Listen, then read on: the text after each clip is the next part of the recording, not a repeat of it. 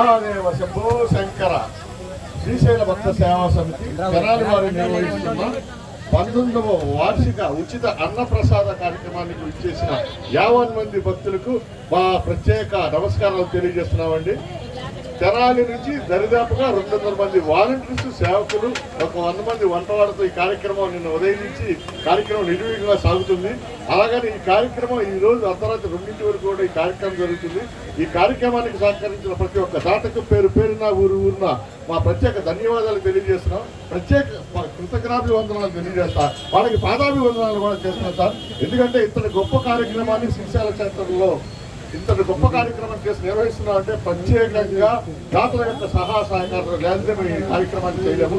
అట్లానే మా సేవకులు కూడా పలు జిల్లాల నుంచి పలు ప్రదేశాల నుంచి ఈ కార్యక్రమానికి సేవ చేయడానికి వచ్చారు. హనుమాన్జీ కానివ్వండి, పెదవూరు, ఏలూరు, విజయవాడ, బాపట్ల, అట్లా మనకి చాలా మంది మనకి సేవకులు వచ్చి ఈ సేవా కార్యక్రమంలో పాల్గొంటున్నారు. ఈ సేవా కార్యక్రమం ఈ రోజు అర్ధరాత్రి 2 కూడా కొనసాగుతుంది. దయచేసి అందరూ స్వామివారి ప్రసాదాన్ని స్వీకరించి స్వామివారిని దర్శించుకొని స్వామివారి కృపా కటాక్షం పొందవలసిందిగా కోరుతున్నాము. అట్లానే ఈ కార్యక్రమానికి మాకు పూర్తి సహకారాలు అందించిన ప్రతి ఒక్కరికి ధన్యవాదాలు తెలియజేసుకుంటా వాళ్ళకి పాదాభివందనాలు తెలియజేస్తున్నామండి.